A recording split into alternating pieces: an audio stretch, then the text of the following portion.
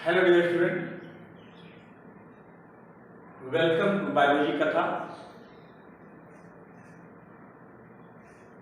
Today we will discuss about the transport in plant, class 10th science. तो पौधों में परिवहन का मतलब यहाँ जो शब्द आता है बेटा, परिवहन शब्द से ये जानिए कि किसी भी वस्तु को एक जगह से दूसरी जगह पर जो ले जाने वाला सिस्टम होता है, जो वाहन होता है, उसको हम परिवहन शब्द कहते हैं। तो पौधों में परिवहन की बात आती है, तो अब प्रश्न उठता है कि पौधों में कौन सी चीज है जिसको एक जगह से दूसरी जगह ले जाने की जरूरत है, जिसके कारण इसमें भी परिवहन सिस्टम या ट्रांसपोर्ट सिस्टम डेवलप हुआ। जैसा कि हम जानते हैं कि फूड का फॉर्मेशन पत्तियों में होता है, सूर्य के प्रकाश की उपस्थिति में और क्लोरोफिल की उपस्थिति। जो बाहर से वातावरण से कार्बन डाइऑक्साइड लेता है और जड़ से पानी लेता है।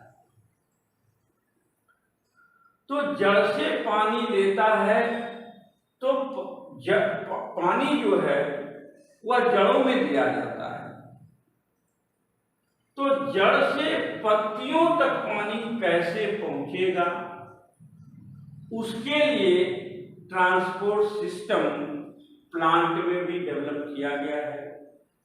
वह सिस्टम है जाइलम, जो कि वाटर को जड़ से उठा करके प्लांट के विभिन्न पार्ट में, डिफरेंट पार्ट में ले जाने का काम करता है। दूसरा पॉइंट है कि जो फूड है उसका सिंथेसिस लीफ में होता है, तो प्लांट के अन्य पार्ट में वह फूड कैसे जाएगा, उसके लिए भी एक सिस्टम डेवलप किया गया है। क्या कहते हैं उसे? फ्लोएम कहते हैं। तो अब ये हमें देखना है कि जैसे हम सबसे पहले जो शुरू करेंगे वो शुरू करेंगे कि वाटर्स और मिनरल जो विभिन्न पार्ट में जाते हैं, कैसे जाते हैं, जाइलम के माध्यम से जाते हैं, तो कैसे, क्या तरीका है उनका, उसके विषय में हम लोग जानेंगे। अर्थात पहला जो पॉइंट हम लोग उठाएंगे वो उठाएंगे water and mineral transport in plant. अर्थात कॉमनली कह दूं तो जल का पौधों में परिवहन है। ये टॉपिक आपके हाई स्कूल एनसीईआरटी के बुक में दिया हुआ है, उसके अकॉर्डिंग चला जाए तो मान लीजिए ये प्लांट की रूट है, रूट के पास में तमाम हेयर निकले हुए हैं, हेयर लाइक स्ट्रक्चर है, जिसको हम कहते हैं रूट हेयर। तो रूट हेयर में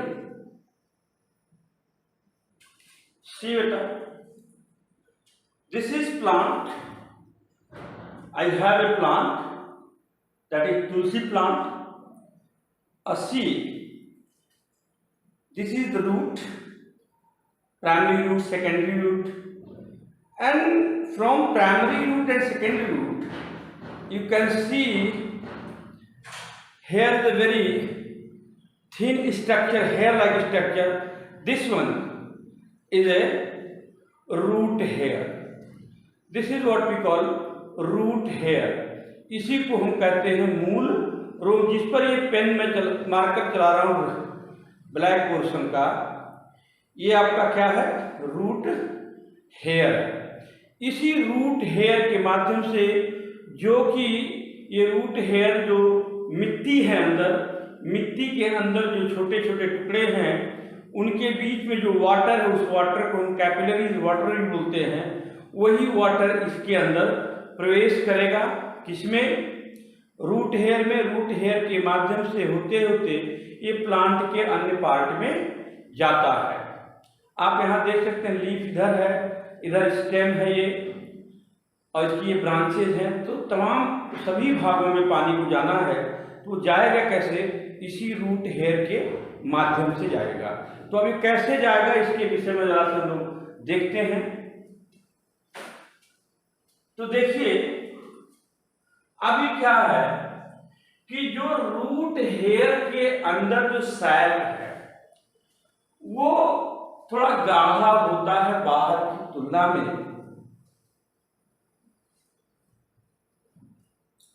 गाढ़ा होने का सेंस ये है कि जो अंदर का पोर्शन है, जो अंदर का सैक है, वहां पर वाटर मॉलिक्यूल जो है बाहर की तुलना में कम है, अर्थात वाटर की मात्रा जो है वह जमीन के कणों के बीच में अधिक है in comparison to hair sac.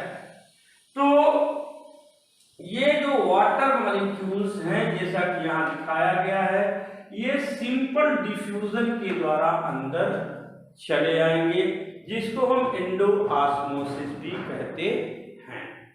अब ये वाटर अंदर तो आ गए, फिर आगे कैसे बढ़ेंगे?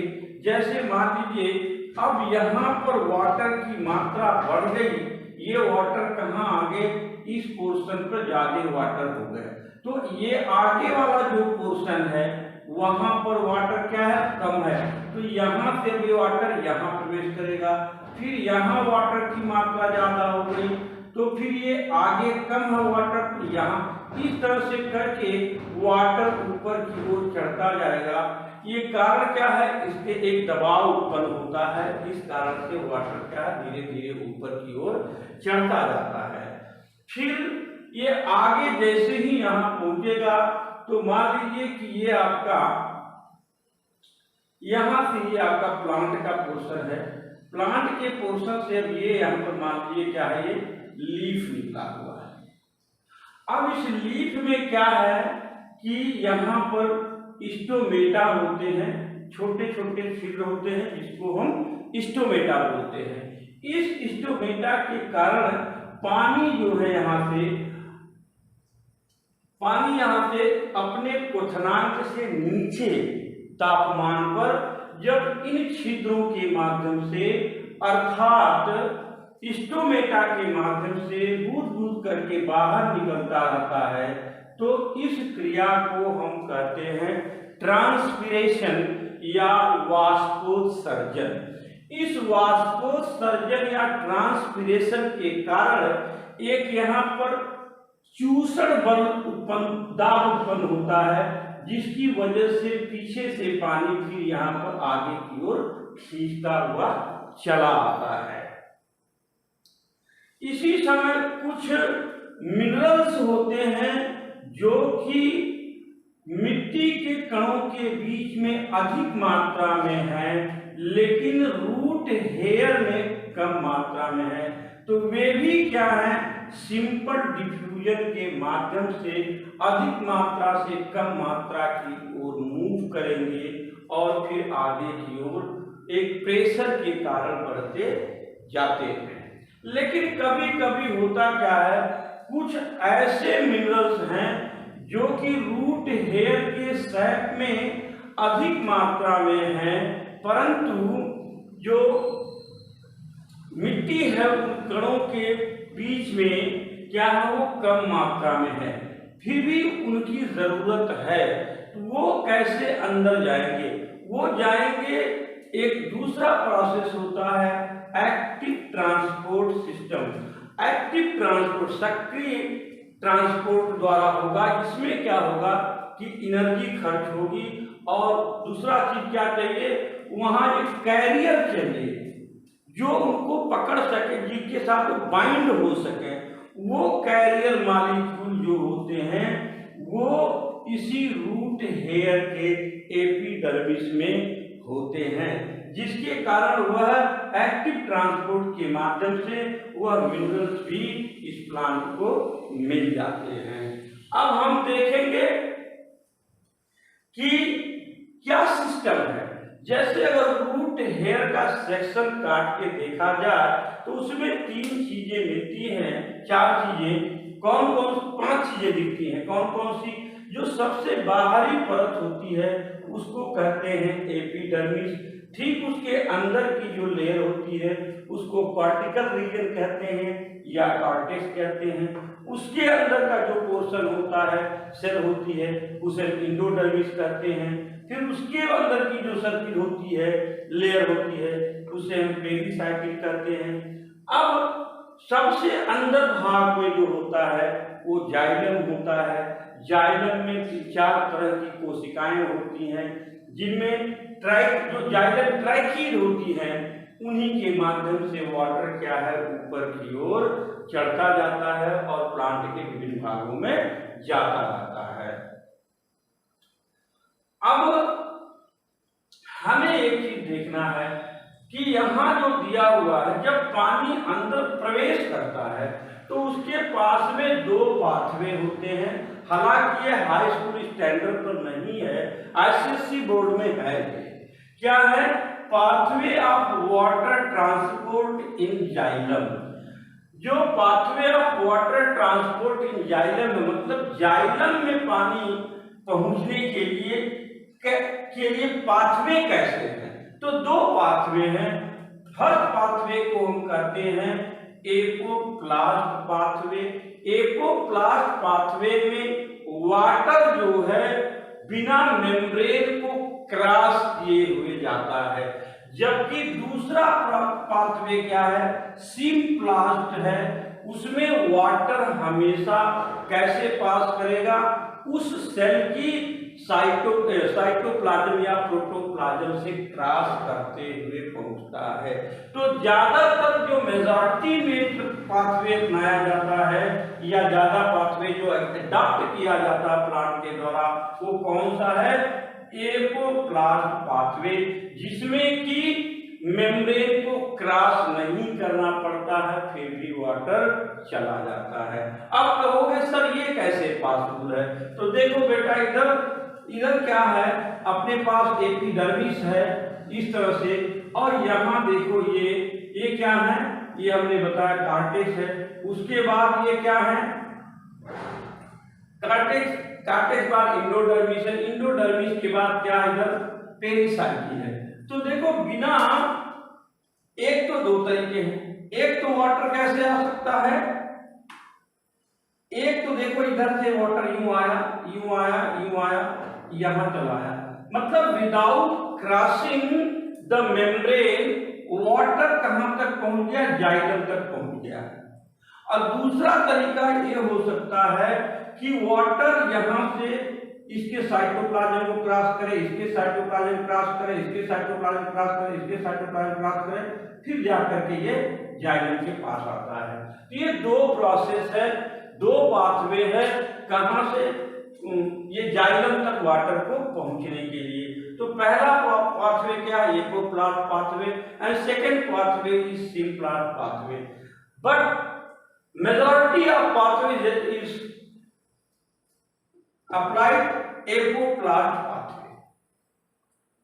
तो ये रहा पूरा सिनारियो आपका पौधों में परिवहन या ट्रांसपोर्ट इन प्लांट्स।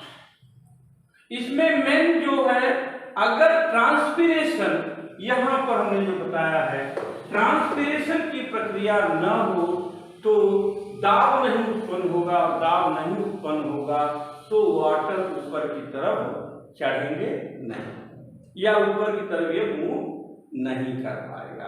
तो दाब का उत्पन्न होना जरूरी है।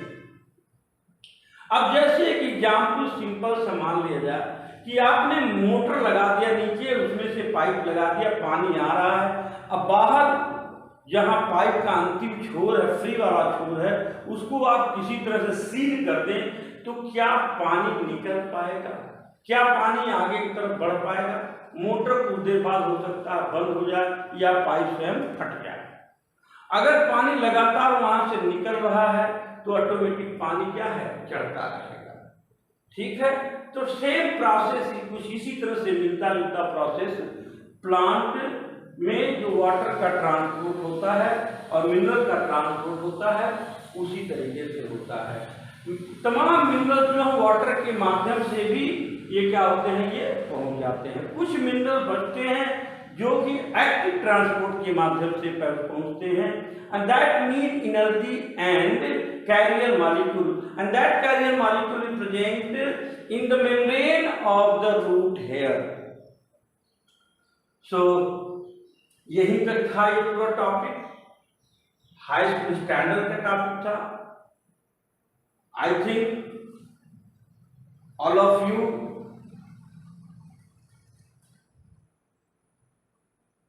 सभी लोग इससे लाभान्वित होंगे, बशर्ते कि पूरा वीडियो देखें। धन्यवाद।